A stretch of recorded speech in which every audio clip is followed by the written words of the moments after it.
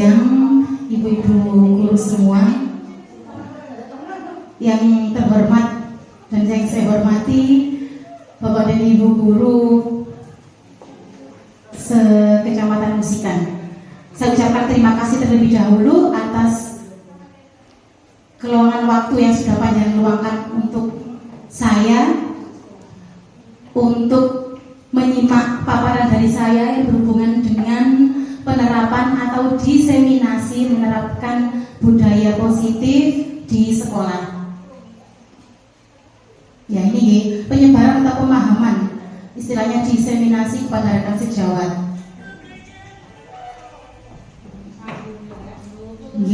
Dalam program ke guru penggerak angkatan 10 ini saya difasilitatori oleh Bu Sri Widowati asal dari Banyuwangi, kemudian Ibu PP saya atau pengajar praktis saya yaitu Ibu Erna Yuliati yang sekarang bertugas menjadi kepala sekolah di SDN Manduro Kapo. Manduro 2.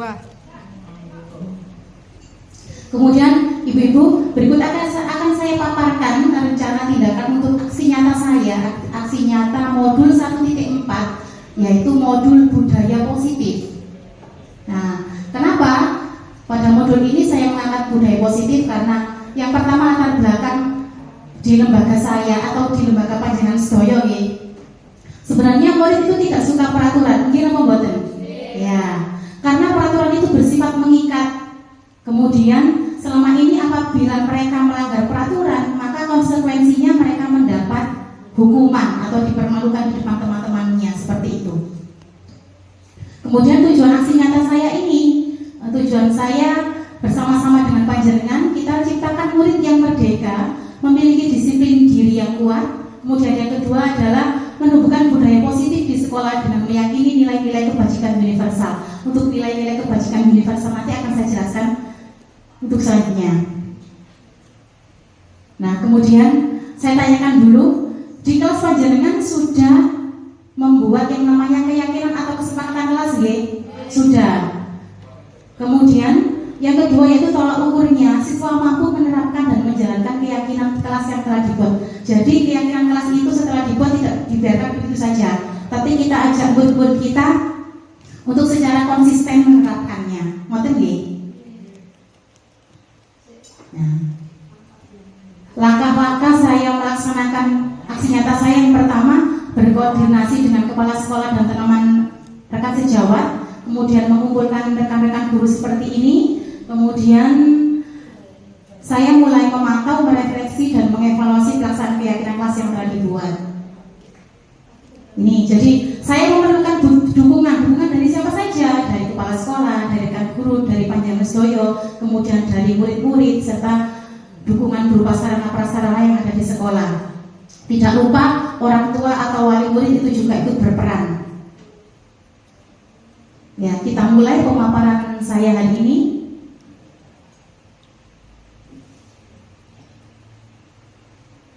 Nah, dalam modul 1.4 tentang budaya positif ini ada sekitar 7 materi utama yang akan kita bahas, yang akan saya paparkan pada pertemuan kita hari ini. Yang pertama yaitu perubahan paradigma belajar, berikutnya disiplin positif, yang selanjutnya yaitu kebutuhan dasar manusia, kemudian motivasi perilaku manusia, yang kelima posisi kontrol atau restitusi, kemudian keyakinan kelas dan pelaksanaan segitiga restitusi. Mohon maaf apabila panjenengan mungkin sebagian sudah tahu dari istilah-istilah ini atau sebagian belum pernah dengar. Nanti akan saya jelaskan lebih lanjut. Kita mulai pada slide atau materi yang pertama, yaitu pembelajaran dengan paradigma baru. Pembelajaran dengan paradigma baru dirancang berdasarkan prinsip pembelajaran yang terdiferensiasi yang tadi sudah dijelaskan oleh Bu Parmi, sehingga setiap siswa belajar sesuai dengan kebutuhan dari tahap perkembangannya untuk mewujudkan profil pelajar Pancasila. Ibu-ibu pastinya hafal profil pelajar Pancasila itu apa saja, ada 6. Bisa kita nyanyikan? Ya. 1, 2, 3. Belajar Pancasila, beriman dan bertakwa pada Tuhan Yang Esa, dan berakhlak mulia, berkebinekaan global, gotong royong mandiri, kreatif dan bernalar kritis. Tepuk tangan kita semua. Jadi ekspresi ini ya, kembali tekan. Iya. Berikutnya, ini yang paling penting, yaitu tentang disiplin positif. Disiplin positif. Ibu-ibu, saya mohon perhatiannya. Menurut panjenengan, bedanya disiplin dan disiplin positif itu apa kira-kira? Di pikiran panjenengan, kalau ada kita menyebutkan kata disiplin itu biasanya bagaimana sih? Menurut ibu-ibu itu bagaimana? Ya, monggo. Tepat waktu. Tepat waktu. Kemudian apa lagi? Taat peraturan. Tepat waktu, taat peraturan. Kemudian apa lagi? Kira-kira? Ini yang pasti, ini taat peraturan, ibu. Nah, kemudian kita tidak munafik bahwa kalau kita mendengar kata disiplin itu identik dengan hukuman. Iya apa benar? Iya apa benar? Iya apa iya? Iya, karena menurut kita, kalau kita menerapkan disiplin ke anak didik kita, kemudian dia melanggar, maka di pikiran kita adalah kita memberikan hukuman atau sanksi, konsekuensi.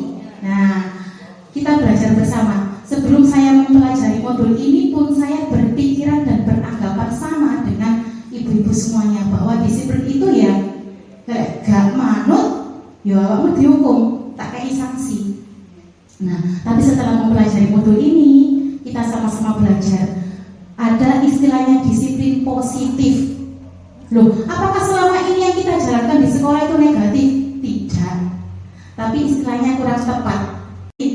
Ya, gak kayak hari ini lo pintar, mesti gak tahu kari, PR-nya itu ya digarap terus. Nah, terkadang pujian-pujian kita itu bisa istilahnya memicu anak ini untuk disiplin, mengerjakan tugas iya, kemudian datang tepat waktu iya. Kemudian yang berikutnya, alasan anak itu disiplin yang keempat itu bisa jadi karena dia berasal dari dalam dirinya sendiri, menyadari. Nah, coba saya tanya ke panjenengan semua, dari keempat yang saya jelaskan ini tadi, alasan-alasan murid kita disiplin itu, kira-kira mayoritas murid kita itu di posisi mana? Yang takut karena semoga itu oleh amani, atau karena dia mempunyai kesadaran diri? Nah, cari aman, ya cari aman. Ya seperti kita ini mungkin ya. Mematuhi aturan, cari amannya saja. Nah, seperti itu. Padahal disiplin positif itu semestinya kita terapkan.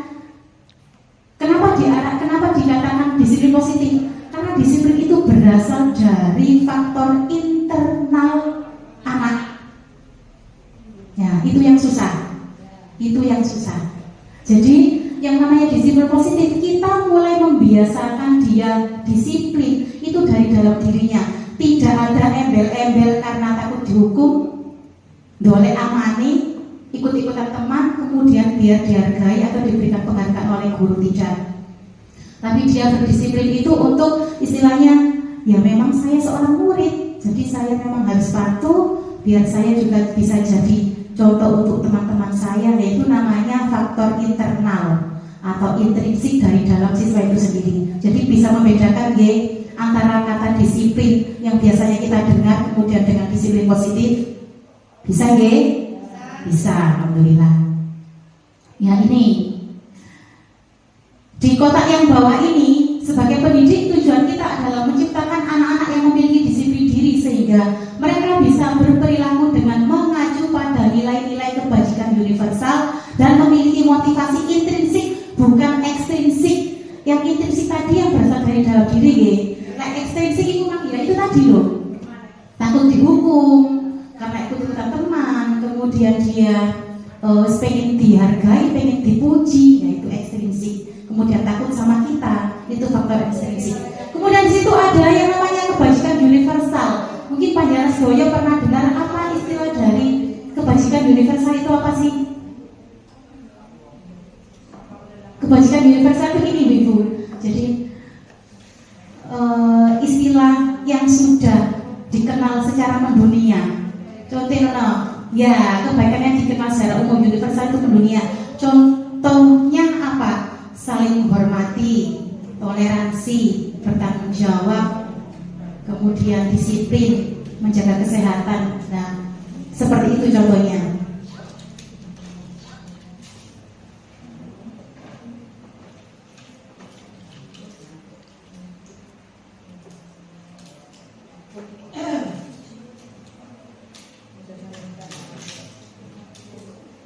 Ini mau ambil di samping. Nah, seperti ini. Saya sampaikan bahwa dalam pendidikan guru penggerak itu kita menggunakan filosofinya Ki Hajar Dewantara. Yang panjenengan tahu Ki Hajar Dewantara itu punya slogan atau semboyan apa itu Ibu? Ingarso sun kelodo, imadyo mangun karso dan tuturi halayani. Sebenarnya banyak sekali. Kalau saya pribadi selama menjadi guru ini belum benar-benar menerapkan itu, karena mohon maaf, begitu saya mengikuti program guru penggerak itu, ternyata pendidikan kita ini memang istilahnya berkaca atau berkiblat pada filosofinya Ki Hajar Dewantara. Salah satunya itu memerdekakan murid. Kemudian itu tadi slogannya sudah panjenengan sampaikan itu tadi. Nah, di sini adalah Ki Hajar Dewantara menyatakan bahwa untuk mencapai kemerdekaan atau dalam konteks pendidikan kita saat ini, untuk menciptakan murid yang merdeka, syarat utamanya adalah harus disiplin yang kuat. Dan disiplin yang kuat itu adalah yang dimaksud disiplin diri yang memiliki motivasi internal. Jika kita tidak memiliki motivasi internal, maka kita memerlukan pihak lain untuk mendisiplinkan kita, atau kita harus mendapatkan motivasi eksternal karena berasal dari luar, bukan dari dalam diri kita sendiri. Nah, kalau kita tidak bisa menggali faktor intrinsik dari siswa kita untuk disiplin, ya mohon maaf, berarti harus ada pihak luar yang mendisiplinkan anak ini tadi. Pihak luarnya yaitu kita sebagai guru.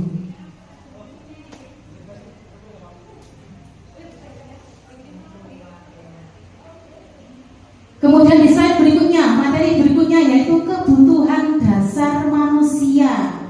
Kebutuhan dasar manusia. Nanti kalau saya tanya ke panjenengan, kebutuhan dasar manusia itu apa? Kurang dijawab sandang, pangan, dan papan. Dari pengetahuan yang saya dapat ini, kebutuhan dasar manusia itu ada 5. Yang pertama bertahan hidup, yang kedua itu kebebasan, yang ketiga kesenangan, yang keempat kasih sayang dan penguasaan. Ini saya jelaskan nanti berhubungan dengan slide yang berikutnya atau setelahnya. Ini ada kebutuhan dasar manusia.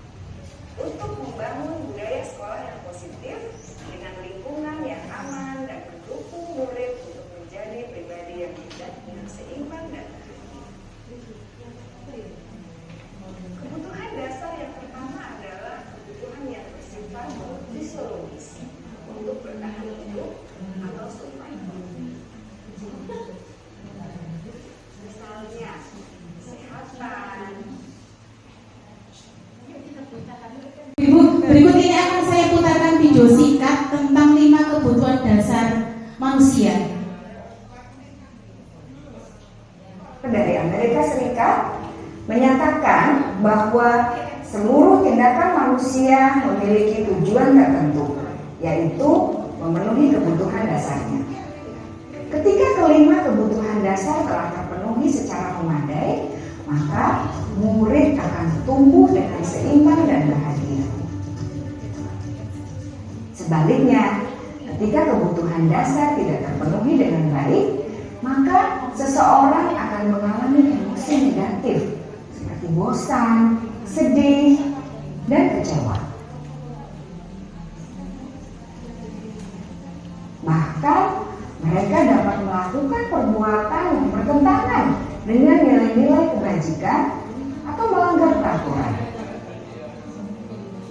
Dengan kata lain, perilaku buruk seseorang biasanya adalah respons dari kebutuhan yang tidak terpenuhi. Namun, mereka Mohon tidak izin tahu Ibu-ibu, jadi barangkali nanti saya jadikan pertanyaan ini.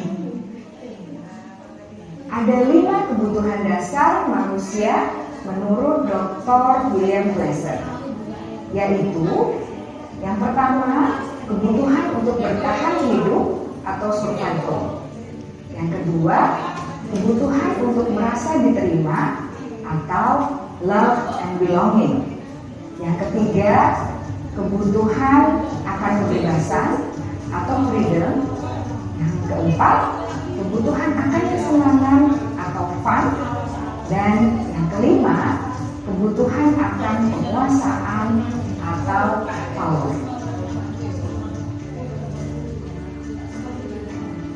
Kebutuhan dasar yang pertama adalah kebutuhan yang bersifat fisiologis untuk bertahan hidup atau survival. Kebutuhan untuk merasa aman juga termasuk dalam kebutuhan ini.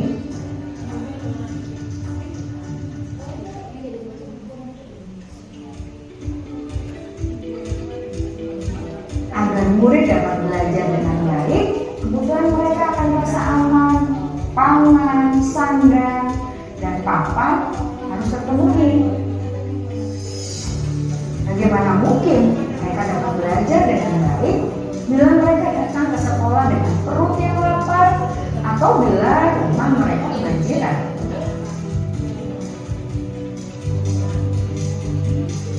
Setelah kita mengetahui kebutuhan pertama yang sebagian besar bersifat fisiologis, mari kita lihat kebutuhan kedua sampai kelima yang semuanya lain seperti teman, keluarga, teman kerja, dan kelompok di mana kita tergabung.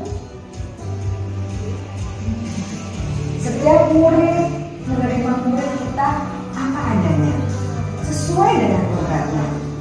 Karena setiap murid adalah unik, mereka memiliki kekuatannya masing-masing, sehingga guru seharusnya bisa menciptakan kesempatan untuk murid berkolaborasi dan memiliki ikatan emosi satu sama lain.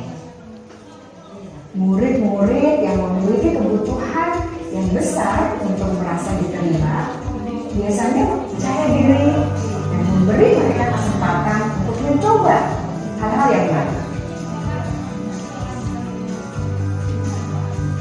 Pembelajaran dengan metode yang beragam dan menarik juga akan memenuhi kebutuhan murid tentang kebebasan ini. Pembelajaran berdiferensiasi, di mana guru menyediakan beberapa jenis tugas yang bisa dipilih oleh murid sesuai minat mereka, sangat baik untuk mengembangkan murid menjadi lebih mandiri dan memiliki dengan belajar. Jangan sepelekan kebutuhan murid untuk praktean dan keterampilannya.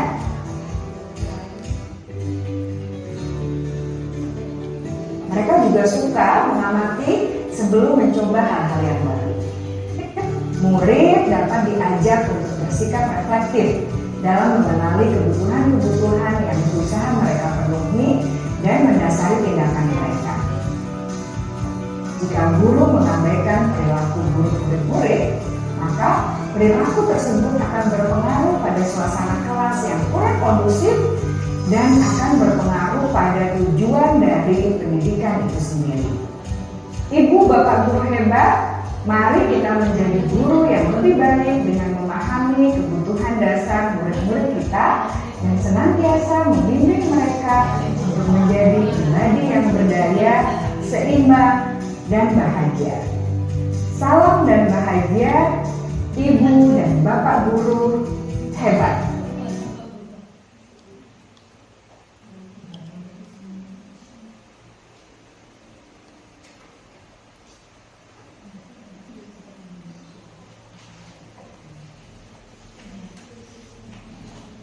Itu tadi sudah panjenengan simak Ibu-ibu nggih.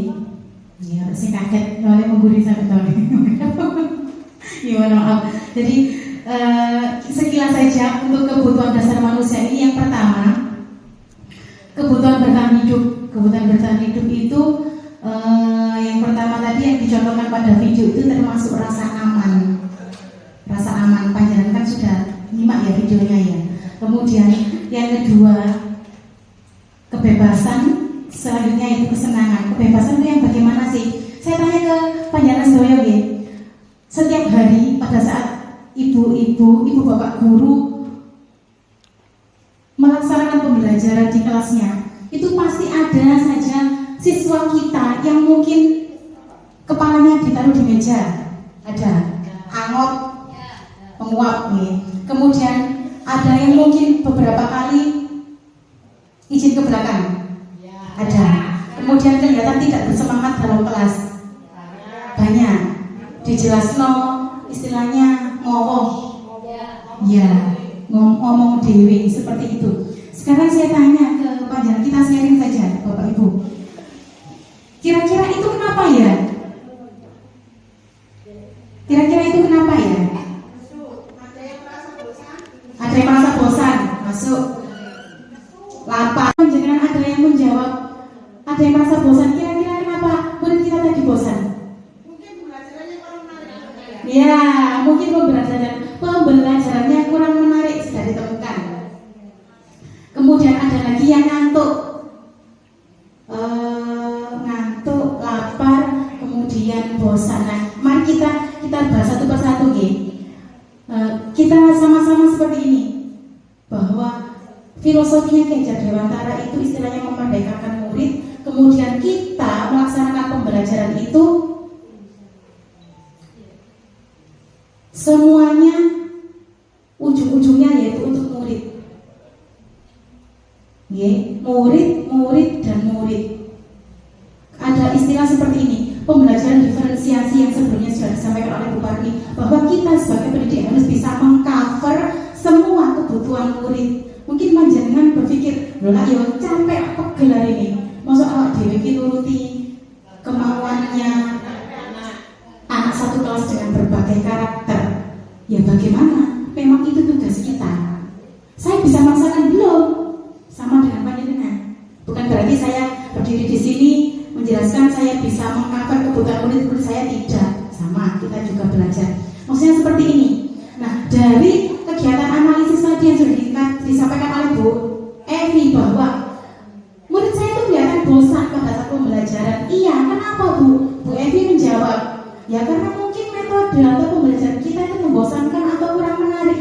Iya, memang seperti itu. Setuju apa mboten nggih dengan pendapatnya Bu Evi? Setuju. Ya, bosan. Nah, kalau misalnya peserta didik kita bosan, kemudian kita harus bagaimana Bu kira-kira? Supaya anak gak bosan, lho cek melok pelajaran piye? Kira-kira nggih. Bagaimana? Bagaimana Bu Lati kira-kira murid kita supaya tidak bosan, kemudian bisa semangat mengikuti pelajaran itu gimana?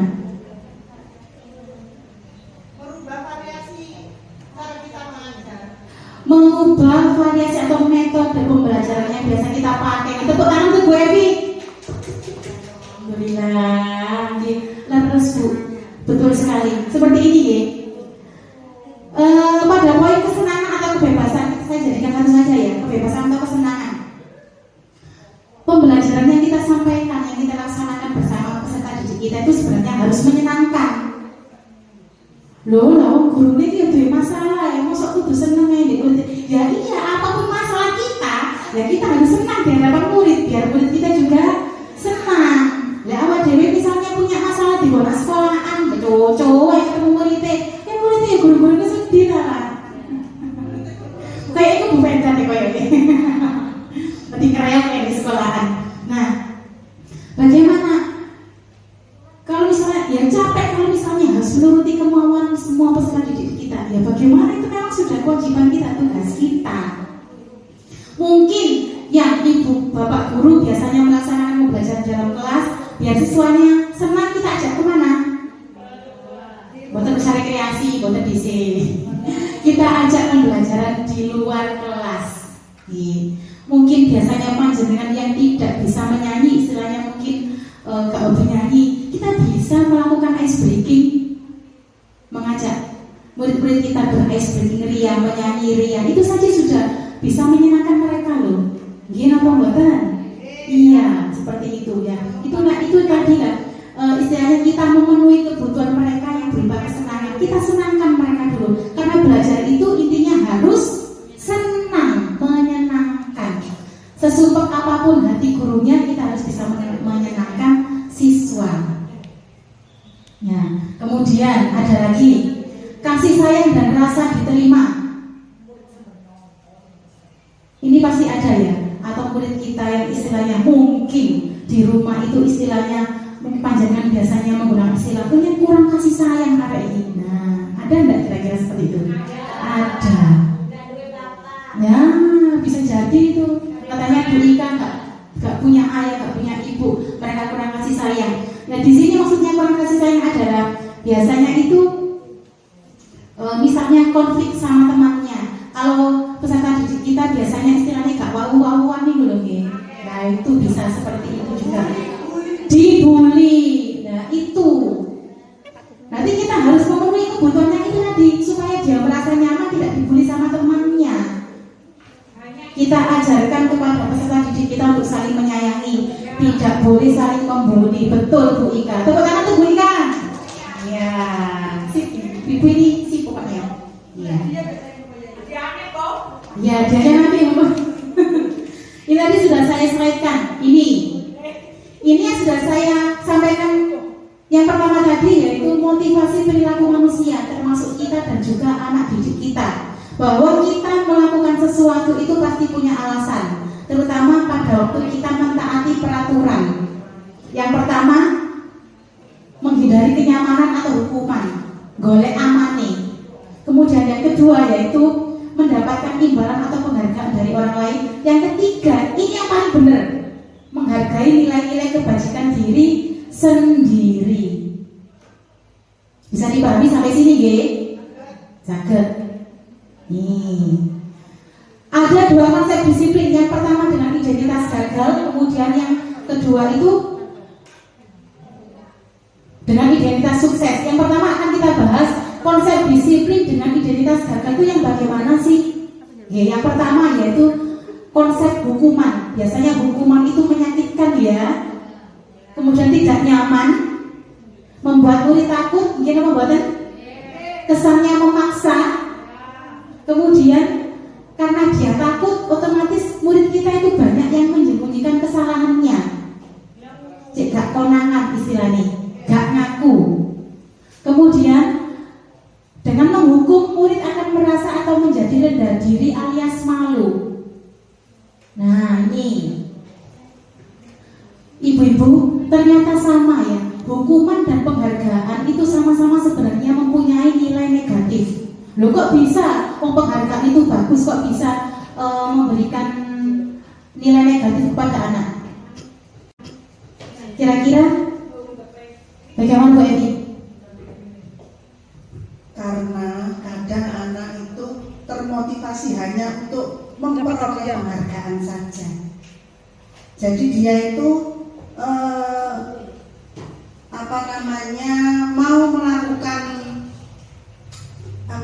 mau melakukan sesuatu itu karena mengharapkan penghargaan atau imbalan. Ya, itu menurut saya. Betul sekali, betul. Iya.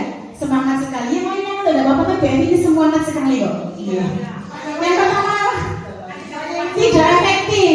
Kemudian yang kedua itu merusak hubungan atau iri. Pasti ada temannya yang iri.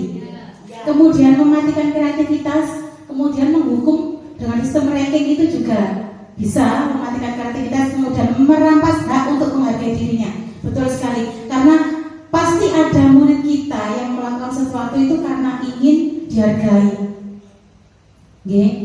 Contohnya saja, pujian yang kita berikan itu bagus sebenarnya, tapi jangan terlalu. Pasti ini ya, kita misalnya apalagi kita membandingkan murid yang satu dengan yang lainnya. Gak kayak iki lo pinter, PR dikerja budaya yang mesti isu, gak tahu kari, loro tambah bapak ibu guru. Yakinlah ibu-ibu, kalau kita selalu memberikan kata-kata pujian itu ke si A, yang lain itu minder, Terus akhirnya juga dampak buruknya itu tidak akan respect dengan kita. Bu guru yang senang yang ada iku ae bu guru PTKC. Itu jelas pinter itu. Nah seperti itu juga mematikan kreativitas. Seperti ini misalnya, kita menyuruh murid kita membuat karya misalnya atau gambar. Iya. Kalau kita hanya mengapresiasi atau memuji satu orang, yang lainnya pasti gini, alis paling sing menang ya sing api gara iku awak dhewe gak usah api-api. Pasti seperti itu loh. Pasti ya, pasti ada seperti itu. Kemudian mereka bisa memprediksi, pasti itu yang menang atau yang dipuji bu guru ya anak itu. Terus kita nggak usah lah bagus-bagus. Itu namanya mematikan kreatif juga. Iya, disamaratakan ya Bu ya. Kita apresiasi semuanya, maupun itu hasil yang bisa ngajarin yang nggak bisa. Iya bagus, itu namanya tutor sebaya. Tepuk tangan tuh Bu Ika. Tepuk tangannya kurang keras Bu.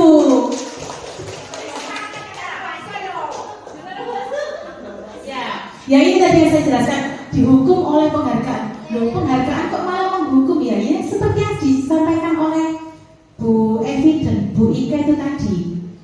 Karena penghargaan itu sebenarnya juga tidak baik diberikan secara terus-menerus. Ya. Nah, kemudian yang ini adalah konsep disiplin dengan identitas yang sukses. Kalau tadi hukuman dan penghargaan, ini adalah yang lebih positif yaitu konsekuensi dan restitusi. Mungkin panjang pikir iki istilah apa maneh. Awan-awan ketika sisi ibu ini. Iya. Konsekuensi dulu itu penguatan jangka pendek, kemudian perlu monitoring berkelanjutan, memberikan stimulus respon, kemudian murid menghormati peraturan tapi masih terpaksa. Kemudian kehilangan waktu untuk merenungi kesalahan. Tapi yang namanya restitusi, ini kok membahas restitusi ya? Ada yang tahu tidak sih Ibu restitusi itu apa? Nah ini slide berikutnya. Coba panjangan simak. Restitusi adalah proses menciptakan kondisi bagi murid untuk memperbaiki kesalahan mereka sehingga mereka bisa kembali pada kelompok mereka dengan karakter yang lebih kuat. Nanti ada videonya yang marah-marah ini. Itu kelihatannya kayak nih ya. Beda konsekuensi dengan restitusi panjang dibandingkan. Kalau restitusi itu murid bertanggung jawab untuk perilakunya, kemudian fokus pada masalah jangka panjang. Akhirnya murid menghormati dirinya dan orang lain, kemudian murid memperbaiki kesalahannya. Antara konsekuensi dan restitusi, ini lebih positif yang mana Bu? Kasta tertingginya yang mana kira-kira? Restitusi, betul. Ini sudah saya bacakan ini. Contoh hukuman, konsekuensi dan restitusi. Misalnya kasusnya satu, siswa sering tidak mengerjakan PR. Kalau biasanya, jujur ibu-ibu, kita biasanya memberikan hukuman, konsekuensi apa restitusi? Konsekuensi. Ya. Yang pertama misalnya, guru menghukum siswa tersebut hormat bendera selama 10 menit. Ada yang seperti ini? Tidak ya. Yang jelas biasanya guru marah dan murid menjadi takut. Nah, itu saya. Itu saya. Sekarang tidak zaman, gak zaman katanya. Di saya yang naik. Betul. Iya. Oke Bu, konsekuensi. Guru memberikan konsekuensi untuk mengerjakan PR saat jam istirahat atau dikerjakan sebanyak 3 kali lipat. Ini juga masih memberatkan loh ya. Perlu kerjaan nih. Guru tegas dan siswa menghormati peraturan. Ya, masih terpaksa ini.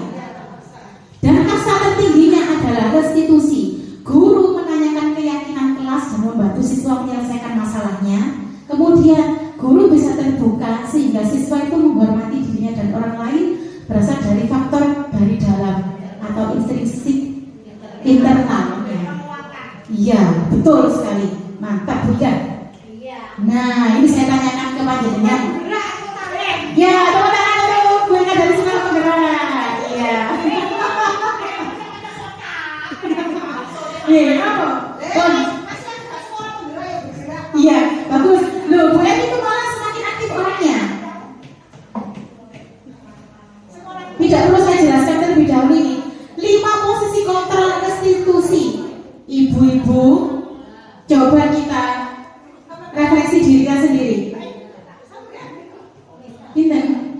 bunyiin? Yang mana bunyiin? Sini kita. Kenapa dia? Yang pertama penghukum, yang kedua pembuat rasa bersalah, yang ketiga sebagai teman, yang keempat sebagai pemantau, yang ya. Berikut ini akan saya putarkan 5 posisi kontrol, kemudian panjenengan bayangkan ibu-ibu ini ada di posisi mana? Posisi 1, 2, 3, 4 atau 5. Jujur ya nanti ya, tidak boleh bohong. Satu program yang dikembangkan adalah untuk lebih memahami kelima posisi tersebut. Mari kita saksikan kasus Naren yang terlambat hadir 20 menit di sekolah. Ini Naren yang terlambat hadir, namanya Naren. Posisi kontrol dalam menghadapi masalah tersebut. Yang pertama posisi penghukum, panjenengan simak.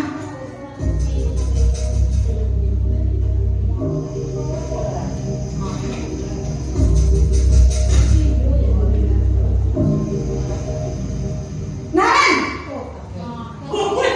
sini kamu. Selalu terlambat. Kamu deh, pasti terlambat. Maaf Bu, saya Apa? Apa coba? Alasan kamu apa lagi? Kapan sih kamu tidak terlambat? Malas sekali ya kamu jadi anak. saya Dasar pemalas. Gak kapok-kapok sih kamu. Sudah berapa kali terlambat? Sana, kamu keliling lapangan basket 2 kali. kenapa saya harus ke lapangan basket Bu? Kenapa? Kamu melawan ibu. Berani-beraninya jawab. Sudah terlambat, masih berani jawab pula. Sekarang, keliling lapangan basket 5 kali sekalian. Biar kapok. Cepat. Pergi sana ke lapangan basket. Posisi penghukum biasanya berbicara dengan nada tinggi, menghabis, menunjuk-nunjuk, menyakiti, dan menyindir. Hukuman bisa berupa fisik maupun psikis. Ibu dan bapak guru hebat. Dampak yang terjadi pada murid ketika guru berada pada posisi penghukum adalah murid cenderung akan memberontak, bahkan dendam. Yang kedua, posisi pembuat rasa bersalah. Kira-kira ada enggak panjenengan di posisi ini?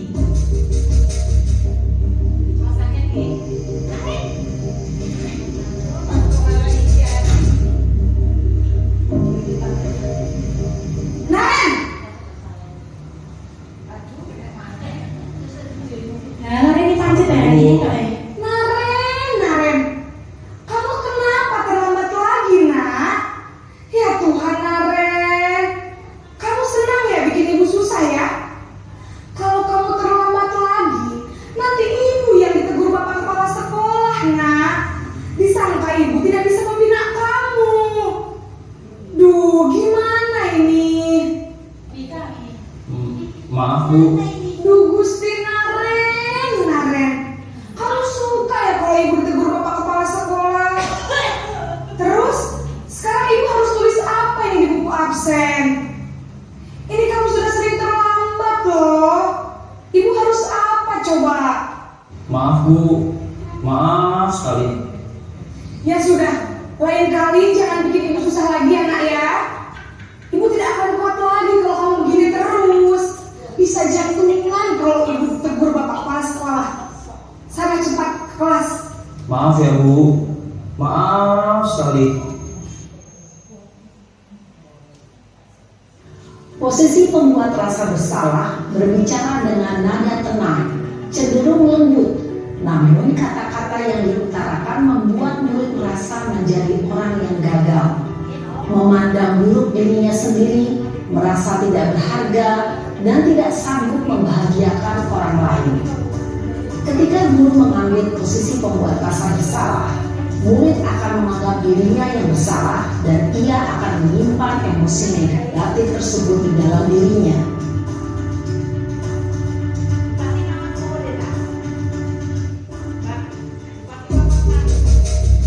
Berapa ini nak?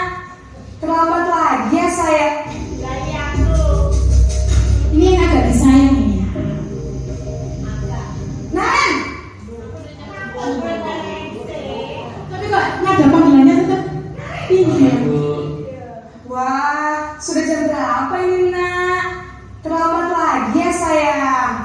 Iya Bu, habis ibu saya lupa bangunkan saya Bu. Kamu malah menyalahkan ibu kamu. Kamu bukannya anak yang larinya paling kencang. Kok terlambat sih? Iya Bu, saya memang terlambat bangun tadi. Jadi biarpun saya lari kencang, tetap gak kekejar Bu. Ya sudah sana, nanti lain kali larinya lebih kencang lagi ya, biar gak terlambat lagi. Bikin seneng ibu, demi ibu, bisa kan? Bisa lah Bu. Ya sudah sana masuk kelas, ibu beresin urusan absen kamu.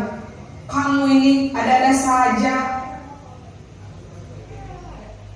Dalam posisi teman, guru berbicara dengan nada suara ramah, akrab, cenderung bersenda gurau untuk menjaga suasana tetap santai. Murid akan merasa senang, aman, dan akrab dengan guru. Identitas yang tercipta adalah identitas sukses atau berhasil. Namun, perlu diingat, karena ini masih dorongan eksternal, maka ada faktor ketergantungan dari murid kepada orang tertentu. Sehingga di lain waktu, murid bisa berperilaku baik, namun hanya kepada orang-orang tertentu saja.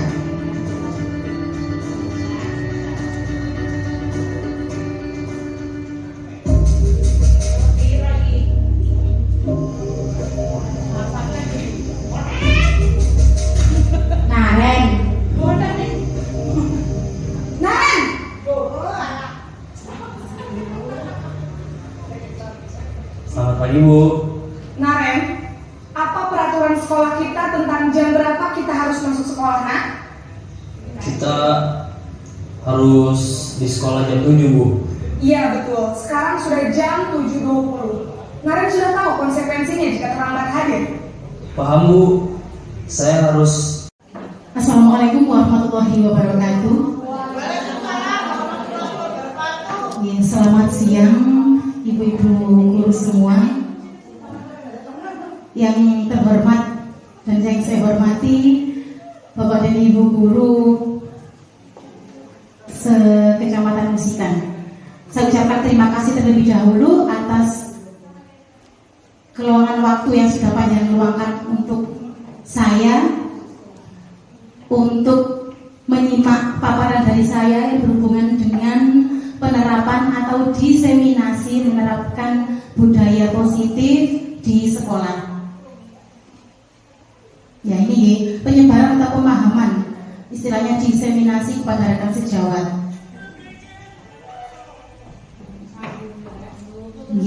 Dalam program ke guru penggerak angkatan 10 ini saya difasilitatori oleh Bu Sri Widowati asal dari Banyuwangi, kemudian Ibu PP saya atau pengajar praktis saya yaitu Ibu Erna Yuliati yang sekarang bertugas menjadi kepala sekolah di SDN Manduro Kapo. Manduro 2. Kemudian ibu-ibu berikut akan saya paparkan rencana tindakan untuk aksi nyata saya, aksi nyata modul 1.4 yaitu modul budaya positif. Nah, kenapa pada modul ini saya mengangkat budaya positif? Karena yang pertama latar belakang di lembaga saya atau di lembaga panjenengan sedaya nggih. Sebenarnya murid itu tidak suka peraturan, nggih napa mboten? Ya, karena peraturan itu bersifat mengikat. Kemudian selama ini apabila mereka melanggar peraturan, maka konsekuensinya mereka mendapat hukuman atau dipermalukan di depan teman-temannya seperti itu. Kemudian tujuan aksi nyata saya ini, tujuan saya bersama-sama dengan panjenengan kita ciptakan murid yang merdeka, memiliki disiplin diri yang kuat. Kemudian yang kedua adalah menumbuhkan budaya positif di sekolah dengan meyakini nilai-nilai kebajikan universal. Untuk nilai-nilai kebajikan universal nanti akan saya jelaskan untuk selanjutnya. Nah, kemudian saya tanyakan dulu, di kelas panjenengan sudah membuat yang namanya keyakinan atau kesepakatan kelas, nggih? Sudah. Kemudian yang kedua yaitu tolak ukurnya, siswa mampu menerapkan dan menjalankan keyakinan kelas yang telah dibuat. Jadi keyakinan kelas itu setelah dibuat tidak dibiarkan begitu saja, tapi kita ajak murid-murid kita untuk secara konsisten menerapkannya. Ngoten nggih? Nah. langkah-langkah saya melaksanakan aksi nyata saya yang pertama, berkoordinasi dengan kepala sekolah dan teman rekan sejawat, kemudian mengumpulkan rekan-rekan guru seperti ini, kemudian saya mulai memantau, merefleksi dan mengevaluasi pelaksanaan keyakinan kelas yang telah dibuat.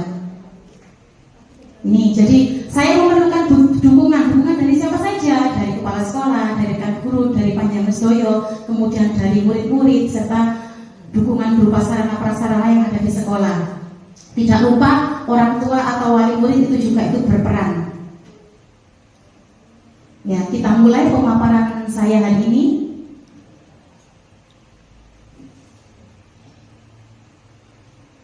Nah, dalam modul 1.4 tentang budaya positif ini ada sekitar 7 materi utama yang akan kita bahas dan akan saya paparkan pada pertemuan kita hari ini. Yang pertama yaitu perubahan paradigma belajar, berikutnya disiplin positif, yang selanjutnya yaitu kebutuhan dasar manusia, kemudian motivasi perilaku manusia, yang kelima posisi kontrol atau restitusi, kemudian keyakinan kelas dan pelaksanaan segitiga restitusi. Mohon maaf apabila panjenengan mungkin sebagian sudah tahu dari istilah-istilah ini atau sebagian belum pernah dengar. Nanti akan saya jelaskan lebih lanjut. Kita mulai pada slide atau materi yang pertama, yaitu pembelajaran dengan paradigma baru. Pembelajaran dengan paradigma baru dirancang berdasarkan prinsip pembelajaran yang terdiferensiasi yang tadi sudah dijelaskan oleh Bu Parmiye, sehingga setiap siswa belajar sesuai dengan kebutuhan dari tahap perkembangannya untuk mewujudkan profil pelajar Pancasila. Ibu-ibu pastinya hafal profil pelajar Pancasila itu apa saja, ada 6. Bisa kita nyanyikan? Ya. 1, 2, 3. Belajar Pancasila, beriman dan bertakwa pada Tuhan yang Esa, dan berakhlak mulia, berkebinekaan global, gotong royong mandiri, kreatif dan bernalar kritis. Tepuk tangan kita semua. Jadi seperti ini ya, kembali tekan. Ya, berikutnya ini yang paling penting, yaitu tentang disiplin positif. Disiplin positif. Ibu-ibu saya mohon perhatiannya. Menurut panjenengan, bedanya disiplin dan disiplin positif itu apa kira-kira? Di pikiran panjenengan kalau ada kita menyebutkan kata disiplin itu biasanya bagaimana sih? Menurut ibu-ibu itu bagaimana? Ya, monggo. Tepat waktu, kemudian apa lagi? Taat peraturan. Tepat waktu, taat peraturan, kemudian apa lagi? Kira-kira? Ini yang pasti ini taat peraturan, Ibu. Nah, kemudian kita tidak munafik bahwa kalau kita mendengar kata disiplin itu identik dengan hukuman. Iya apa benar? Iya apa benar? Iya apa iya? Iya, karena menurut kita kalau kita menerapkan disiplin ke anak didik kita, kemudian dia melanggar, maka di pikiran kita adalah kita memberikan hukuman atau sanksi, konsekuensi. Nah, kita belajar bersama. Sebelum saya mempelajari modul ini pun saya berpikiran dan beranggapan sama dengan ibu-ibu semuanya bahwa disiplin itu ya gak manut, ya awakmu dihukum, tak kayak sanksi. Nah, tapi setelah mempelajari modul ini, kita sama-sama belajar. Ada istilahnya disiplin positif. Loh, apakah selama ini yang kita jalankan di sekolah itu negatif? Tidak. Tapi istilahnya kurang tepat. Ya, gak kayak hari ini lo pintar, mesti gak tahu kari, PR itu ya digarap terus. Nah, terkadang pujian-pujian kita itu bisa istilahnya memicu anak ini untuk disiplin, mengerjakan tugas iya, kemudian datang tepat waktu iya. Kemudian yang berikutnya, alasan anak itu disiplin yang keempat itu bisa jadi karena dia berasal dari dalam dirinya sendiri, menyadari. Nah, coba saya tanya ke panjenengan semua, dari keempat yang saya jelaskan ini tadi alasan-alasan murid kita disiplin itu kira-kira mayoritas murid kita itu di posisi mana? Yang takut karena pokoknya itu oleh amani, atau karena dia mempunyai kesadaran diri? Nah, cari aman, ya cari aman. Ya seperti kita ini mungkin ya. Mematuhi aturan cari amannya saja. Nah seperti itu. Padahal disiplin positif itu semestinya kita terapkan. Kenapa dikatakan disiplin positif? Karena disiplin itu berasal dari faktor internal anak. Ya, itu yang susah. Itu yang susah.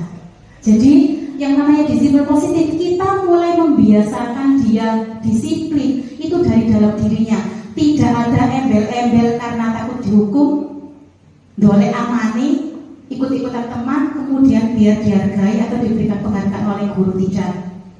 Tapi dia berdisiplin itu untuk istilahnya, ya memang saya seorang murid, jadi saya memang harus patuh, biar saya juga bisa jadi contoh untuk teman-teman saya, yaitu namanya faktor internal atau intrinsik dari dalam siswa itu sendiri. Jadi bisa membedakan antara kata disiplin yang biasanya kita dengar kemudian dengan disiplin positif.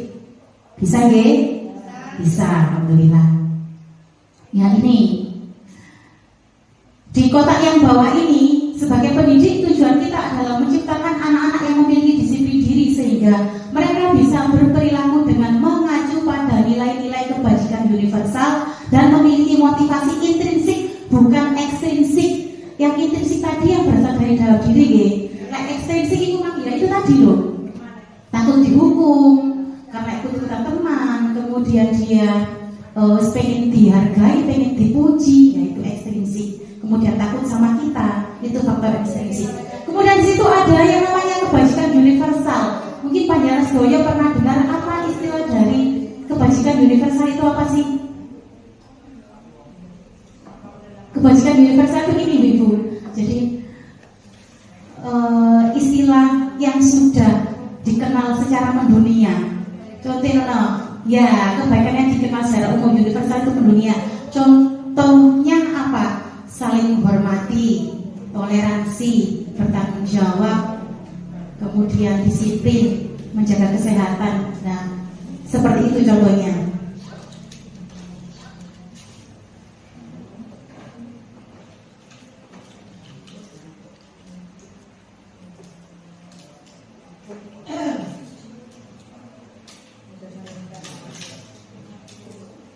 Ini mau gue ambil di samping. Ini seperti ini. Perlu saya sampaikan bahwa dalam pendidikan guru penggerak itu kita menggunakan filosofinya Ki Hajar Dewantara. Yang panjenengan tahu Ki Hajar Dewantara itu punya slogan atau semboyan apa itu Ibu? Ingarso Tulodo, Imadyo Mangun Karso dan Tuturi Handayani. Sebenarnya banyak sekali. Kalau saya pribadi selama menjadi guru ini belum benar-benar menerapkan itu, karena mohon maaf, begitu saya mengikuti program guru penggerak itu, ternyata pendidikan kita ini memang istilahnya berkaca atau berkiblat pada filosofinya Ki Hajar Dewantara. Salah satunya itu memerdekakan murid. Kemudian itu tadi slogannya sudah panjenengan sampaikan itu tadi. Nah di sini adalah Ki Hajar Dewantara menyatakan bahwa untuk mencapai kemerdekaan atau dalam konteks pendidikan kita saat ini, untuk menciptakan murid yang merdeka, syarat utamanya adalah harus disiplin yang kuat. Dan disiplin yang kuat itu adalah yang dimaksud disiplin diri yang memiliki motivasi internal. Jika kita tidak memiliki motivasi internal, maka kita memerlukan pihak lain untuk mendisiplinkan kita, atau kita harus mendapatkan motivasi eksternal karena berasal dari luar, bukan dari dalam diri kita sendiri. Nah, kalau kita tidak bisa menggali faktor intrinsik dari siswa kita untuk disiplin, ya mohon maaf, berarti harus ada pihak luar yang mendisiplinkan anak ini tadi. Pihak luarnya yaitu kita sebagai guru.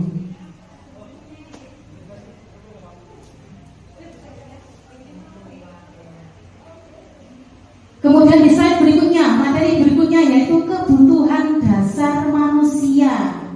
Kebutuhan dasar manusia. Nanti kalau saya tanya ke panjenengan kebutuhan dasar yang ya apa? Kurang dijawab sandang pangan dan papan udah. Nggih, dari pengetahuan yang saya dapat ini nggih, kebutuhan dasar manusia itu ada 5. Yang pertama bertahan hidup, yang kedua itu kebebasan, yang ketiga kesenangan, yang keempat kasih sayang dan penguasaan. Ini saya jelaskan nanti berhubungan dengan slide yang berikutnya atau setelahnya. Ini ada kebutuhan dasar manusia.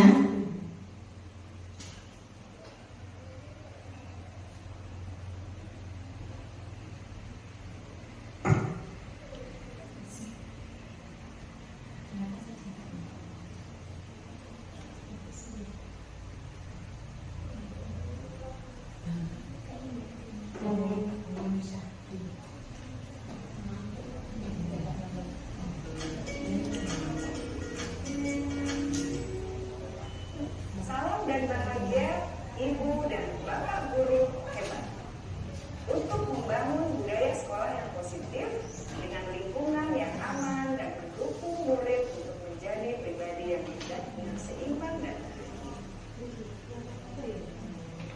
Kebutuhan dasar yang pertama adalah kebutuhan yang bersifat fisiologis untuk bertahan hidup atau survival. Misalnya kesehatan. Ibu, berikut ini akan saya putarkan video singkat tentang 5 kebutuhan dasar manusia. Dari Amerika Serikat menyatakan bahwa seluruh tindakan manusia memiliki tujuan tertentu, yaitu memenuhi kebutuhan dasarnya. Ketika kelima kebutuhan dasar telah terpenuhi secara memadai, maka murid akan tumbuh dengan seimbang dan bahagia. Sebaliknya, ketika kebutuhan dasar tidak terpenuhi dengan baik, maka seseorang akan mengalami emosi negatif seperti bosan, sedih, dan kecewa. Bahkan mereka dapat melakukan perbuatan yang bertentangan dengan nilai-nilai kebajikan atau melanggar peraturan. Dengan kata lain, perilaku buruk seseorang biasanya adalah respons dari kebutuhan yang tidak terpenuhi. Namun, mereka Mohon tidak izin tahu Ibu, ini barangkali nanti saya jadikan pertanyaan ini. ada 5 kebutuhan dasar manusia menurut Dr. William Glasser, yaitu yang pertama, kebutuhan untuk bertahan hidup atau survival. Yang kedua, kebutuhan untuk merasa diterima atau love and belonging. Yang ketiga, kebutuhan akan kebebasan atau freedom. Yang keempat, kebutuhan akan kesenangan atau fun. Dan yang kelima, kebutuhan akan penguasaan atau power.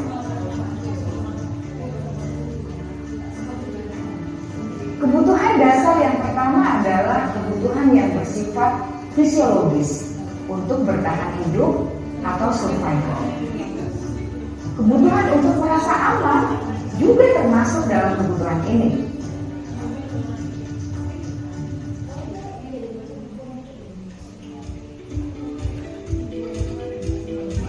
Agar murid dapat belajar dengan baik, kebutuhan mereka akan merasa aman, pangan, sandang, dan papan harus terpenuhi. Bagaimana mungkin mereka dapat belajar dengan baik bila mereka datang ke sekolah dengan perut yang lapar atau bila rumah mereka kebanjiran?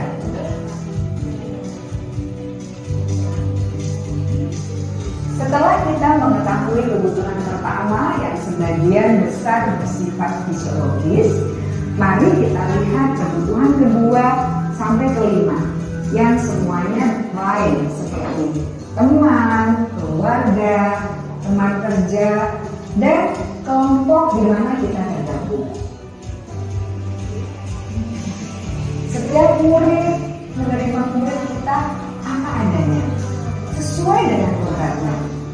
Karena setiap murid adalah unik, mereka memiliki kekuatannya masing-masing, sehingga guru bisa menciptakan kesempatan untuk murid berkolaborasi dan memiliki ikatan emosi satu sama lain. Murid-murid yang memiliki kebutuhan yang besar untuk merasa diterima biasanya percaya diri dan memberi mereka kesempatan untuk mencoba hal-hal yang baru. Pembelajaran dengan metode yang beragam dan menarik juga akan memenuhi kebutuhan murid tentang kebebasan ini. Pembelajaran berdiferensiasi, di mana guru menyediakan beberapa jenis tugas yang bisa dipilih oleh murid sesuai minat mereka, sangat baik untuk mengembangkan murid menjadi lebih mandiri dan memiliki dengan belajar. Jangan sepelekan kebutuhan murid untuk praktikan dan keterampilannya.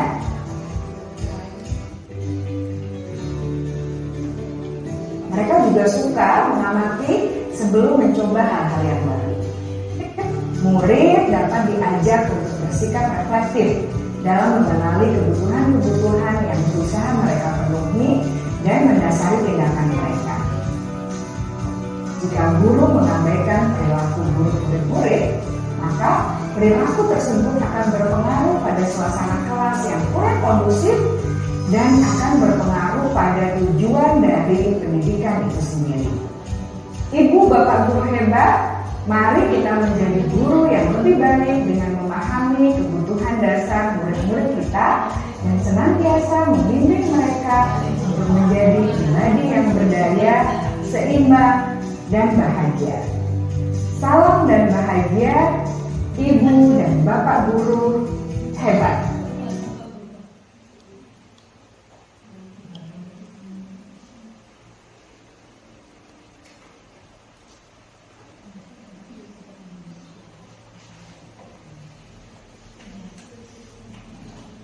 Itu tadi sudah panjenengan simak di ibu ya, saya kaget oleh menggurih sampai tahun gimana maaf. Jadi sekilas saja untuk kebutuhan dasar manusia ini. Yang pertama, kebutuhan bertahan hidup. Kebutuhan bertahan hidup itu yang pertama tadi yang dicontohkan pada video itu termasuk rasa aman. Rasa aman, panjenengan kan sudah nyimak ya videonya ya. Kemudian yang kedua, kebebasan. Selanjutnya itu kesenangan. Kebebasan itu yang bagaimana sih? Saya tanya ke panjenengan sedaya nggih. Setiap hari pada saat ibu bapak guru melaksanakan pembelajaran di kelasnya, itu pasti ada saja siswa kita yang mungkin kepalanya ditaruh di meja, ada angop, penguap nih. Kemudian ada yang mungkin beberapa kali izin ke belakang, ada. Kemudian kelihatan tidak bersemangat dalam kelas, banyak. Dijelasno istilahnya ngomong, ya ngomong dewi seperti itu. Sekarang saya tanya ke panjenengan, kita sharing saja Bapak Ibu. Kira-kira itu kenapa ya? Kira-kira itu kenapa ya? Ada yang merasa bosan, masuk.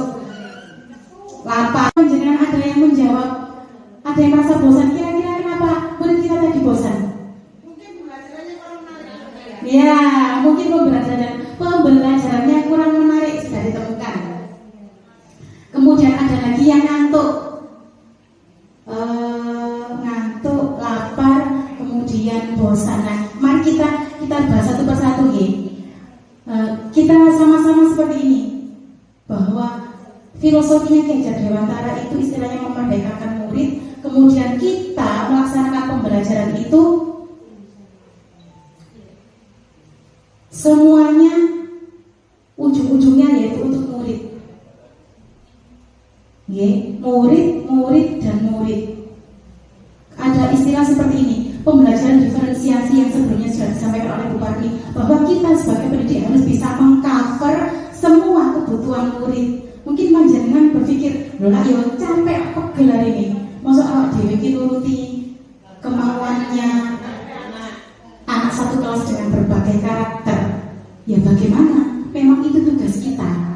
Saya bisa melaksanakan belum? Sama dengan panjenengan. Bukan berarti saya berdiri di sini menjelaskan saya bisa mengcover kebutuhan murid-murid saya, tidak. Sama, kita juga belajar. Maksudnya seperti ini.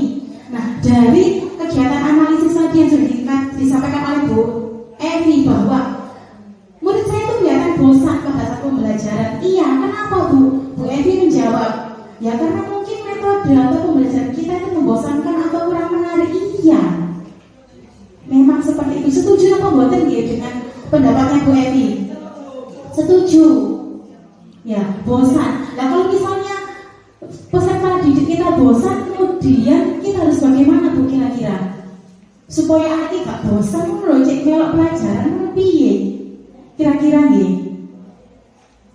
bagaimana?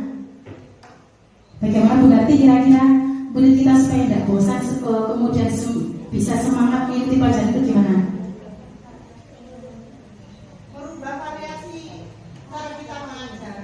Mengubah variasi atau metode pembelajaran yang biasa kita pakai. Tepuk tangan untuk Bu Evi. Alhamdulillah. Terus Bu, betul sekali. Seperti ini ya. Pada poin kesenangan atau kebebasan, saya jadikan satu saja ya, kebebasan atau kesenangan.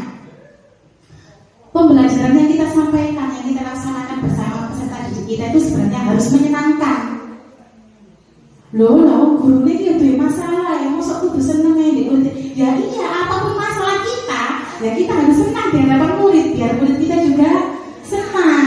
Lah awak dhewe misalnya punya masalah di luar sekolahan, cowok yang ketemu muridnya guru-guru itu sedih lah. Kayak itu Bu Penta nih kayaknya. Lebih keren kayak di sekolahan. Nah, bagaimana? Kalau misalnya yang capek, kalau misalnya harus menuruti kemauan semua peserta didik kita, ya bagaimana? Itu memang sudah kewajiban kita, tugas kita. Mungkin yang ibu bapak guru biasanya melaksanakan pembelajaran dalam kelas, biar siswanya senang, kita ajak kemana? Buat cari kreasi, buat di sini. Kita ajak pembelajaran di luar kelas. Mungkin biasanya panjenengan yang tidak bisa menyanyi, istilahnya mungkin gak hobi nyanyi, kita bisa melakukan ice breaking, mengajak murid-murid kita ber-ice breaking ria, menyanyi ria, itu saja sudah bisa menyenangkan mereka loh. Gimana pembuatan? Iya, seperti itu ya. Itu tadi lah. Istilahnya kita memenuhi kebutuhan mereka yang berupa kesenangan. Kita senangkan mereka dulu, karena belajar itu intinya harus senang, menyenangkan. Sesumpek apapun hati gurunya, kita harus bisa menyenangkan siswa. Ya, kemudian ada lagi kasih sayang dan rasa diterima. Ini pasti ada ya, atau murid kita yang istilahnya mungkin di rumah itu istilahnya mungkin panjangan biasanya menggunakan istilah punya kurang kasih sayang kayak ini. Nah, ada enggak kira-kira seperti itu? Ada. Ya, bisa jadi itu. Katanya Bu Ika nggak punya ayah, nggak punya ibu, mereka kurang kasih sayang. Nah, di sini maksudnya kurang kasih sayang adalah biasanya itu misalnya konflik sama temannya. Kalau peserta didik kita biasanya istilahnya gak wau-wauan nih loh, nah itu bisa seperti itu juga. Dibully, nah itu. Nanti kita harus memenuhi kebutuhannya itu tadi supaya dia merasa nyaman, tidak dibully sama temannya. Kita ajarkan kepada peserta didik kita untuk saling menyayangi, tidak boleh saling membuli. Betul Bu Ika. Tepuk tangan tuh Bu Ika. Ya, ibu ini sih pokoknya. Ya. Ya, jadi nanti ini tadi sudah saya slide-kan. Ini yang sudah saya sampaikan. Yang pertama tadi yaitu motivasi perilaku manusia, termasuk kita dan juga anak didik kita. Bahwa kita melakukan sesuatu itu pasti punya alasan, terutama pada waktu kita mentaati peraturan. Yang pertama, menghindari kenyamanan atau hukuman, golek amane. Kemudian yang kedua yaitu mendapatkan imbalan atau penghargaan dari orang lain. Yang ketiga, ini yang paling benar, menghargai nilai-nilai kebajikan diri sendiri. Bisa dipahami sampai sini, nggih? Jaget. Nih, ada dua konsep disiplin. Yang pertama dengan identitas gagal, kemudian yang kedua itu dengan identitas sukses. Yang pertama akan kita bahas konsep disiplin dengan identitas identitas gagal itu yang bagaimana sih? Ya, yang pertama yaitu konsep hukuman. Biasanya hukuman itu menyakitkan ya, kemudian tidak nyaman, membuat murid takut, mungkin membuatnya kesannya memaksa. Kemudian karena dia takut, otomatis murid kita itu banyak yang menyembunyikan kesalahannya. Cek gak konangan istilahnya, gak ngaku. Kemudian dengan menghukum, murid akan merasa atau menjadi rendah diri alias malu. Nah ini ibu-ibu, ternyata sama ya, hukuman dan penghargaan itu sama-sama sebenarnya mempunyai nilai negatif. Loh kok bisa, penghargaan itu bagus, kok bisa memberikan nilai negatif kepada anak? Kira-kira bagaimana Bu Edi? Karena kadang anak itu termotivasi hanya untuk memperoleh penghargaan saja. Jadi dia itu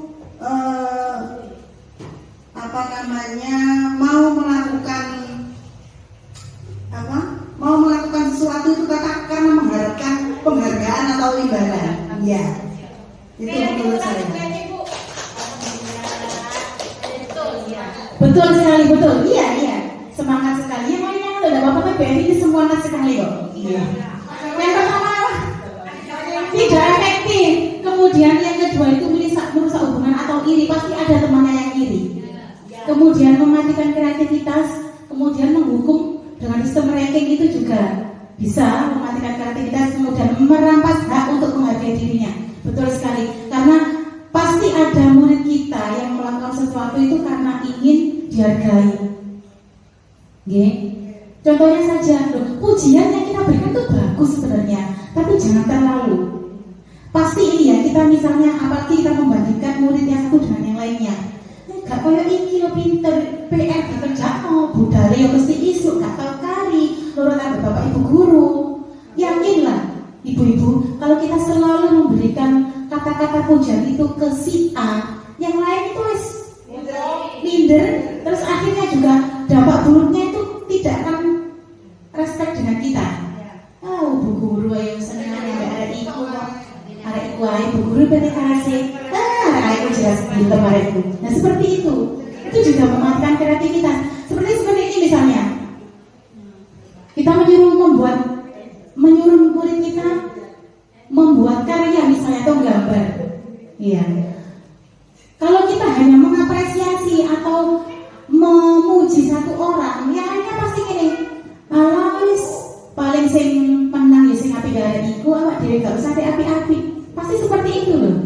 Pasti ya, pasti ada seperti itu. Kemudian mereka bisa memprediksi, pasti itu yang menang atau yang dipuji bu guru ya anak itu. Terus kita gak usah lah bagus-bagus. Itu namanya mematikan kreatif juga. Iya, disamaratakan ya Bu ya. Kita apresiasi semuanya, maupun itu hasil yang bisa ngajarin yang nggak bisa. Iya bagus. Itu namanya tutor sebaya. Tepuk tangan tuh bunyi kan? Tepuk tangannya kurang keras Bu.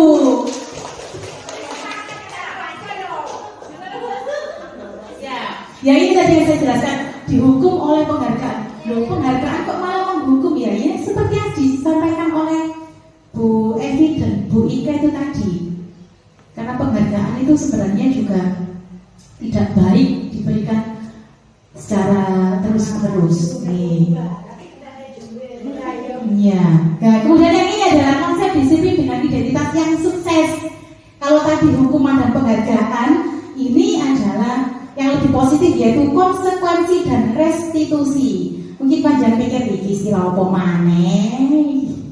Awan-awan ketika sisi ibu ini. Iya.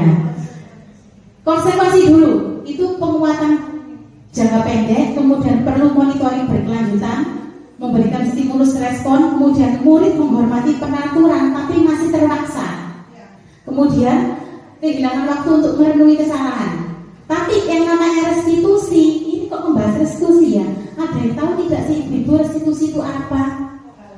Nah ini slide berikutnya. Coba panjangan simak. Restitusi adalah proses menciptakan kondisi bagi murid untuk memperbaiki kesalahan mereka sehingga mereka bisa kembali pada kelompok mereka dengan karakter yang lebih kuat. Nanti ada videonya yang marah-marah ini. Itu kelihatannya kayak nih ya. Beda konsekuensi dengan restitusi pada dibandingkan. Kalau restitusi itu murid bertanggung jawab untuk perilakunya, kemudian fokus pada masalah jangka panjang. Akhirnya murid menghormati dirinya dan orang lain, kemudian murid memperbaiki kesalahannya. Antara konsekuensi dan restitusi, ini lebih positif yang mana Bu? Kasta tertingginya yang mana kira-kira? Restitusi, betul. Ini sudah saya bacakan. Ini contoh hukuman, konsekuensi dan restitusi. Misalnya kasusnya satu, siswa sering tidak mengerjakan PR. Kalau biasanya, jujur ibu-ibu, kita biasanya memberikan hukuman, konsekuensi apa restitusi? Konsekuensi, ya. Yang pertama misalnya, guru menghukum siswa tersebut hormat bendera selama 10 menit. Ada yang seperti ini? Tidak ya. Yang jelas biasanya guru marah dan murid menjadi takut. Nah, itu saya. Itu saya. Sekarang tidak zaman, gak zaman katanya. Di saya yang naik. Iya. Oke Bu, konsekuensi. Guru memberikan konsekuensi untuk mengerjakan PR saat jam istirahat atau dikerjakan sebanyak 3 kali lipat. Ini juga masih memberatkan loh ya. Perlu kerjaannya. Guru tegas dan siswa menghormati peraturan. Ya, masih terpaksa ini. Dan kasta tertingginya adalah restitusi. Guru menanyakan keyakinan kelas dan membantu siswa menyelesaikan masalahnya. Kemudian guru bisa terbuka sehingga siswa itu menghormati dirinya dan orang lain berasal dari faktor dari dalam atau intrinsik internal. Iya, betul sekali. Mantap bukan? Nah, ini saya tanyakan ke Pak Jenengan. Ya, tepuk tangan dulu. Gue dari sekolah penggerak. Iya. Iya, apa? Iya, bagus. Loh, Bu Eni itu malah semakin aktif orangnya. Tidak perlu saya jelaskan terlebih dahulu ini. 5 posisi kontrol restitusi. Ibu-ibu, coba kita refleksi dirinya sendiri. Ini Bu Iin. Yang mana Bu Iin? Sini kita. Kenapa dia? Yang pertama penghukum, yang kedua pembuat rasa bersalah, yang ketiga sebagai teman, yang keempat sebagai pemantau. Ya. Berikut ini akan saya putarkan 5 posisi kontrol. Kemudian panjenengan bayangkan ibu-ibu ini ada di posisi mana? Posisi 1, 2, 3, 4 atau 5. Jujur ya nanti ya, ibu-ibu. Satu program yang dikembangkan adalah untuk lebih memahami kelima posisi tersebut. Mari kita saksikan kasus Naren yang terlambat hadir 20 menit di sekolah. Ini Naren yang terlambat hadir, namanya Naren. Posisi kontrol dalam menghadapi masalah tersebut. Yang pertama posisi penghukum, panjenengan simak.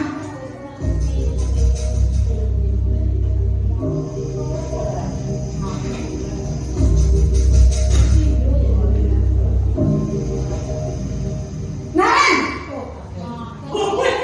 sini kamu. Selalu terlambat. Kamu deh, pasti terlambat. Maaf Bu, saya Apa? Apa coba? Alasan kamu apa lagi? Kapan sih kamu tidak terlambat? Malas sekali ya kamu jadi anak. saya Dasar pemalas. Gak kapok-kapok sih kamu. Sudah berapa kali terlambat? Sana, kamu keliling lapangan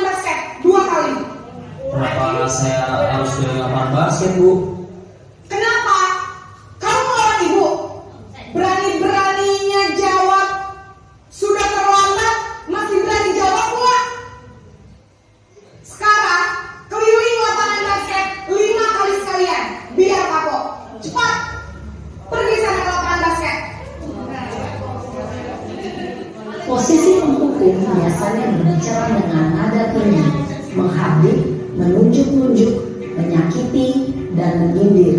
Hukuman bisa berupa fisik maupun psikis. Ibu dan bapak guru hebat. Dampak yang terjadi pada murid ketika guru berada pada posisi penghukum adalah murid cenderung akan memberontak, bahkan menghina. Yang kedua, posisi pembuat rasa bersalah. Kira-kira ada nggak panjenengan di posisi ini? Masanya di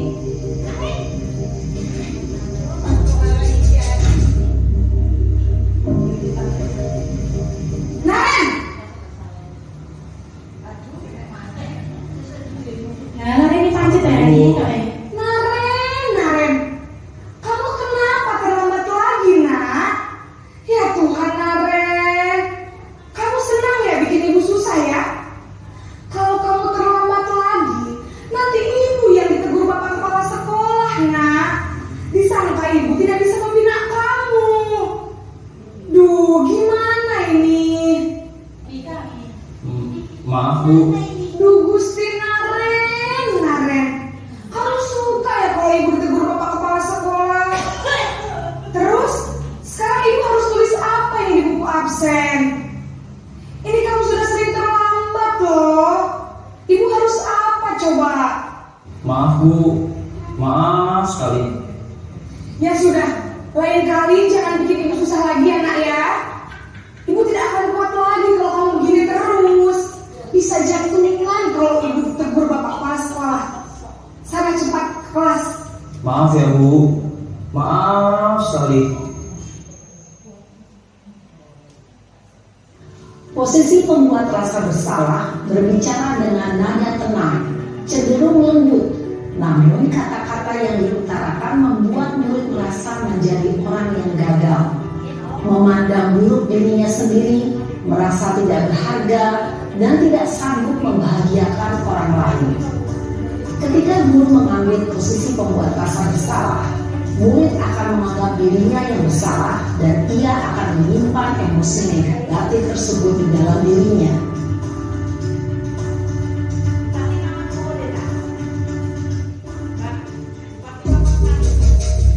Jam berapa ini nak? Terlambat lagi ya saya. Ini yang agak disayang nih. Naren, Tapi kok nada panggilannya tetap tinggi ya? Bu, wah sudah jam berapa ini nak? Terlambat lagi ya sayang. Sayang-sayang. iya Bu, habis ibu saya lupa bangunkan saya Bu. Kamu malah menyalahkan ibu kamu. Kamu bukannya anak yang larinya paling kencang. Kok terlambat sih? Iya Bu, saya memang terlambat bangun tadi. Jadi biarpun saya lari kencang, tetap gak kekejar Bu. Ya sudah sana. Nanti lain kali larinya lebih kencang lagi ya. Biar gak terlambat lagi. Bikin seneng ibu. Demi ibu. Bisa kan? Bisa lah Bu. Ya sudah sana masuk kelas. Ibu beresin urusan absen kamu. Kamu ini ada-ada saja. Dalam posisi teman, guru berbicara dengan nada suara ramah, akrab, cenderung bersenda gurau untuk menjaga suasana tetap santai. Murid akan merasa senang, aman, dan akrab dengan guru. Identitas yang tercipta adalah identitas sukses atau berhasil. Namun, perlu diingat, karena ini masih dorongan eksternal, maka ada faktor ketergantungan dari murid kepada orang tertentu. Sehingga di lain waktu, murid bisa berperilaku baik, namun hanya kepada orang-orang tertentu saja.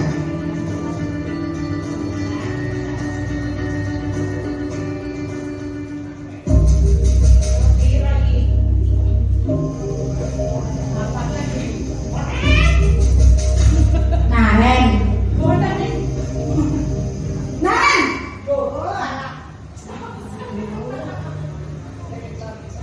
Selamat pagi Bu. Naren, apa peraturan sekolah kita tentang jam berapa kita harus masuk sekolah, nak? kita harus di sekolah jam 7, Bu. Iya betul, sekarang sudah jam 7.20. Naren sudah tahu konsekuensinya jika terlambat hadir. Paham, Bu? Saya harus Keyakinan kelas tadi ibu-ibu semuanya sudah yang saya tanya tadi itu bahwa Pak Jarod Soyo sudah membuat keyakinan atau kesepakatan kelas. Bagus. Kesepakatan kelas itu dibuat oleh siapa? Guru dan juga anak-anak. Betul. Berarti yang harus melaksanakan juga guru dan juga siswanya atau warga kelas itu.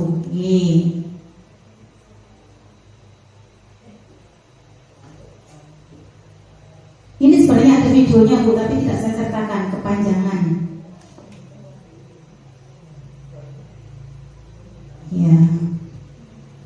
Coba sekarang saya ingin sharing dengan Pak Jarod Soyo. Bagaimana cara membentuk keyakinan kelas? Contoh satu saja, bunyi keyakinan kelas itu bagaimana? Bunyi keyakinan kelas. Masuk tepat waktu atau datang tepat waktu, ya. Ada lagi? Bagaimana? Bagaimana Bu Larti?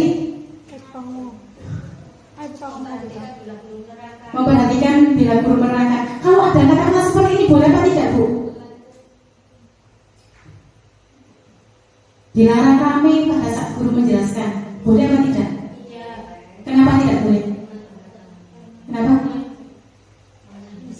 Iya, karena mengandung kata lakar. Nah, seperti yang sudah Pak Jana tahu bahwa keyakinan kelas itu kita bentuk atau kita susun menggunakan kalimat-kalimat positif, bukan kalimat negatif. Jadi kita hindari kata jangan, dilarang, tidak boleh, gitu ya. Jadi kalimatnya dirubah menjadi kalimat positif. Terus sekali. Ini yang terakhir.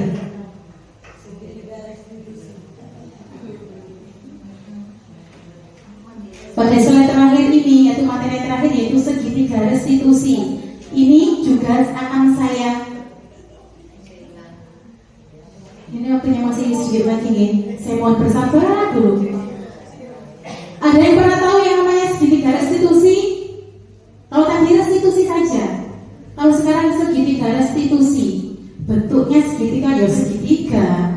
Kemudian ada 3 langkah-langkah yang harus kita laksanakan. Misalnya gini, Bu. Murid panjenengan itu tidak memakai atribut lengkap saat upacara bendera. Mungkin ada satu yang mencontohkan. Kira-kira ibu-ibu ambil tindakan yang bagaimana? Kalimat-kalimat yang bagaimana yang panjenengan ungkapkan atau tanyakan kepada siswa yang melanggar peraturan tadi? Bu Evi, Bu Ika? Ya, Bu Ika. Bu, Ibu, ini Bu. Ibu, biar Ibu. Pada saat upacara ada yang tidak menggunakan dasi. Loh, dasinya kemana? Derek diumbah, Bu. Oh iya, Senin maneh digawe nggih tumbas anyar.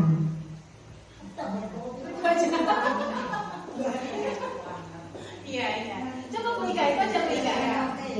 Ya, terima kasih untuk Bu Ika. Saya tidak suruh tepuk-tepuk ini selama sih koyo ya. Ya, semuanya ini. Gini. Ya mohon didengarkan, ini kita saling sharing ya. Saya berbagi pengalaman saja, berbagi praktek baik lah Ibu. Kita belajar untuk menerapkan yang namanya segitiga restitusi. Lah kok segitiga? Gak segi 4 aja. Nah, ini segitiga restitusi namanya. Yang pertama yaitu menstabilkan identitas. Yang kedua, validasi tindakan yang salah. Yang ketiga, ini bukan menstabilkan ya. Yang ketiga ini adalah menanyakan keyakinan. Nah, ini yang di bawah ini. Menstabilkan bagaimana? Ini saya berikan contoh saja. Kalau misalnya ada murid kita yang tidak memakai atribut, kita tidak langsung berkata kalau menurut segitiga restitusi kita tidak langsung mengatakan lain kali dipakai ya nak, besok kali tidak dipakai ya.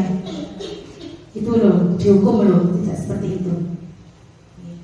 Yang pertama, menstabilkan identitas.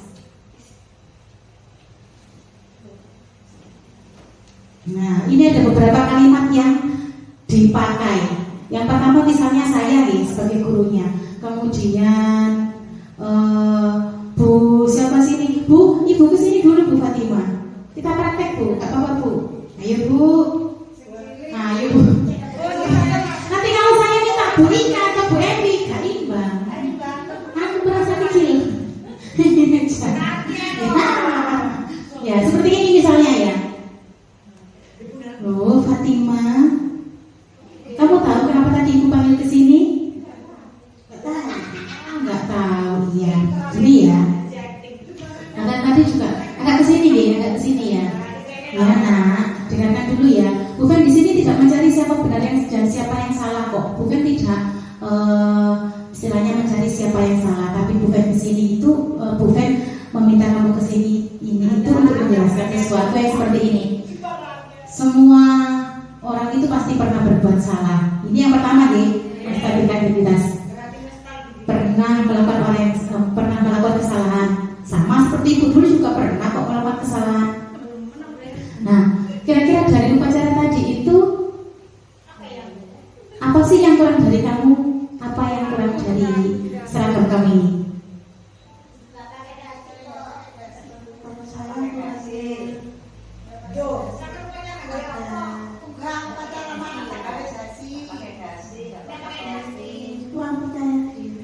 Kurang percaya diri karena nggak pakai dasi, ya wis. Kurang percaya diri karena nggak pakai dasi katanya. Iya. Kamu masih punya alasan kenapa kamu nggak pakai dasi? Kenapa? Nggak pakai dasi kenapa? Hah? Loh, kenapa? Nggak pakai dasi tadi kenapa dasinya?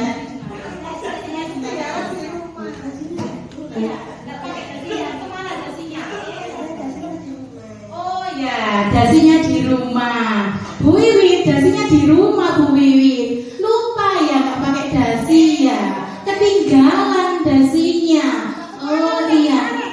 Jadi alasannya ya tadi itu dia tidak pakai dasi karena ketinggalan, lupa. Seperti itu. Nah, ya. Kamu ingat nggak keyakinan kelas yang kita bentuk? Oh, ingat. Keyakinan kelas yang kita bentuk itu kita harus memakai atribut bagus. Nah itu kamu tahu ya. Berarti setelah ini kira-kira minggu depan upacara berikutnya kamu harus bagaimana atributnya? Harus lengkap. Pintar, harus pakai dasi, harus lengkap. Kita bersama-sama menerapkan keyakinan kelas ya Nak ya. Iya, terima kasih. Silakan kembali ke kelas. Tepuk tangan untuk Bu Fatima. Nah, seperti itu maksudnya. Iya, jadi ada kata-kata istilahnya orang Jawa itu digereng. Ya, kesuwen. Iya memang. Tapi ya, bagaimana lah Bu kita mengemas kalimat-kalimat itu supaya segitiga restitusi itu tetap bisa kita laksanakan. Katanya Bu kesuwen kayak Jawa emang metu. Lupa ibu, lek berlupa dikai duit kok metu kok numpuk dasine dolan mereke. Itu. Iya. Sudah ini. Sudah, terima kasih. Sudah selesai ini ya. Ibu-ibu, dari apa yang sudah saya sampaikan ini panjang bisa memahami ya. Kurang lebih bisa, ya harus bisa. Ya, tepuk tangan untuk kita semua.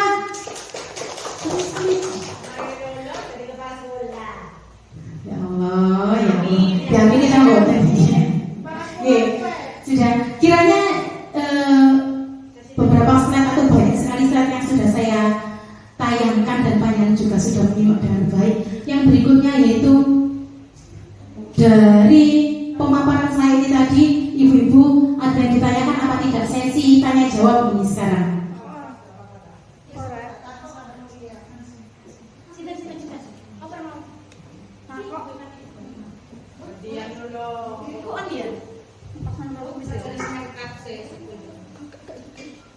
Maksud cek kalau 10 menit. Masih ada yang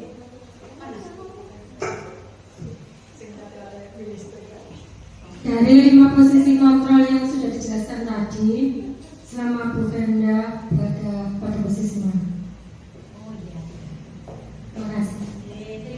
Terima kasih atas pertanyaannya. Seperti yang sudah saya jelaskan tadi, dari 5 posisi kontrol yang sudah saya paparkan tadi itu, sebenarnya saya sudah berada pada semuanya, Bu. Saya juga pernah menjadi penghukum, pembuat rasa bersalah, iya. Kemudian menjadi teman, iya. Itu pada waktu saya sabar, ya. Kemudian sebagai pemantau, iya pernah. Kemudian menjadi manajer juga. Tapi posisi manajer ini kurang konsisten saya laksanakan. Nah, setelah ini insya Allah saya bisa lebih konsisten memposisikan diri saya sebagai manajer. Terima kasih. Ada lagi? Satu lagi. Wika, kita Bu. Saya halus banget. Mohon izin Bu Venda. Saya ingin menanyakan tentang segitiga restribusi. Restitusi ya.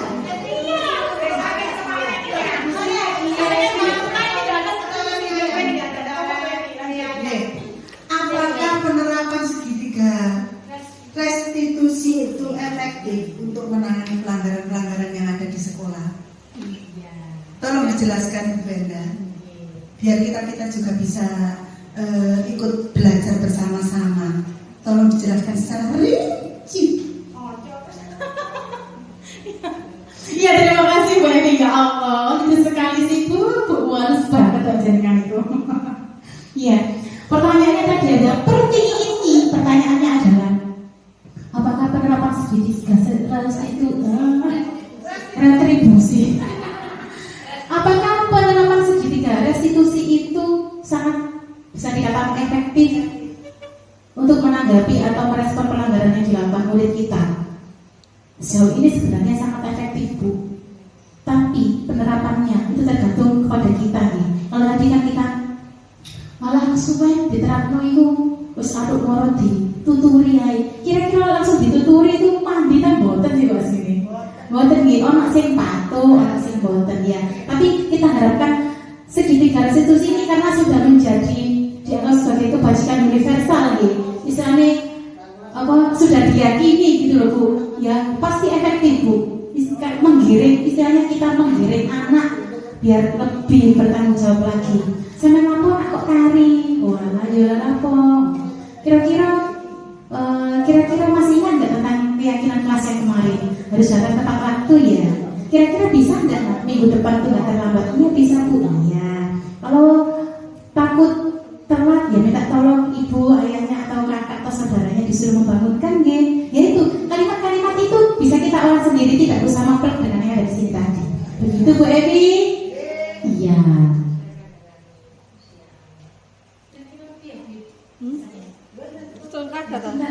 Kurang, saya tambahin 2 lagi sih. Pamungkas. Apakah selama ini Bu Venda sudah menerapkan disiplin positif terutama segitiga restitusi di SD Panjenengan? Ini pertanyaannya bagus sekali. Bu, sebelum saya mengikuti pendidikan guru penggerak itu, sebelum saya tahu yang namanya segitiga restitusi, ternyata saya sudah beberapa kali menerapkan segitiga restitusi pada saat saya menghadapi siswa saya yang melakukan pelanggaran. Iya, ini kemudian seperti ini. Jujur pernah saya jadi sebelum saya ikut CGP pun ini sudah saya pernah melakukan ini. Tapi ya itu tadi semakin kesini kurang konsisten. Saya pernah menanyakan, oh iya nak, Bu Fen itu loh mau disampaikan itu misalnya murid saya ini bertengkar dengan temannya nih, adu jotos misalnya, itu kan main fisik kan tidak boleh. Saya tidak langsung gak parah niku, wajar ngomong tuanya tak angkat ini, tidak seperti itu. Kemudian saya tidak menghukum. Saya pernah seperti ini. Oh iya, coba saya dijelaskan. Misal Bu Venda di posisi kamu, Bu Venda jelas marah. Istilahnya kita itu kayak membenarkan perilaku dia. Sebenarnya tidak, kita giring mereka. Ya, misal Bu Venda di posisi kamu jelas Bu Venda marah, bisa Bu Venda tonjok itu temanmu itu.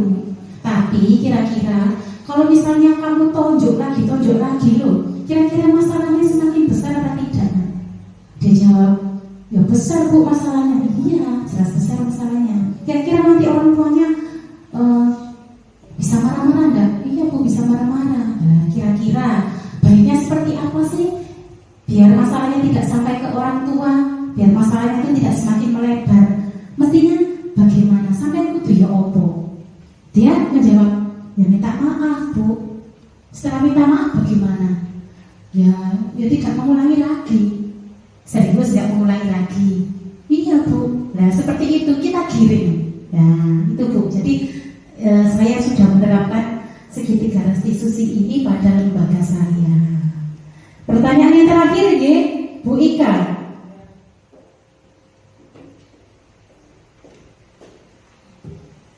Assalamualaikum warahmatullahi wabarakatuh. Waalaikumsalam warahmatullahi wabarakatuh. Saya Bu Zaidah Mubarakah dari SDN Mojorejo 1 mau menanyakan ke Bu Fenda. Siap. Apakah langkah-langkah persiapan segitiga restitusi bisa dibalik? Langkah-langkahnya bisa dibalik. Oh iya. Ya, terima kasih. Ini pertanyaannya bagus sekali ya.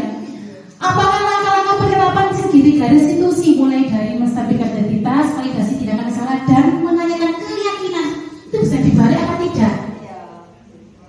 Bisa dibalik apa tidak Ibu? Gak tahu. Tidak bisa. Karena ini yang namanya langkah-langkah Ibu urutannya tidak bisa dibalik ini Ibu. Misalnya dengan ini ya, keyakinan kelas dulu. Ya, kalau gitu minta maaf ya, lain kali jangan diulangi lagi ya. Kemudian loncat pada menstabilkan identitas. Iya, wajar kok kalau semua orang tuh pernah melakukan kesalahan. Nah, tidak Bu.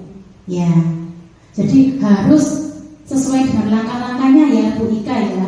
Tidak bisa atau tidak boleh dibolak-balik. Ngoten, bisa dipahami? Ya, terima kasih Ibu-ibu. Kiranya cukup pemaparan atau diseminasi budaya positif dari saya. Saya ucapkan terima kasih banyak kepada ibu-ibu semuanya yang sudi meluangkan waktunya untuk mendengarkan pemaparan dari saya. Mohon maaf apabila ada banyak kekurangan dari apa yang saya paparkan. Mohon maaf yang sebesar-besarnya. Saya akhiri. Wassalamualaikum warahmatullahi wabarakatuh.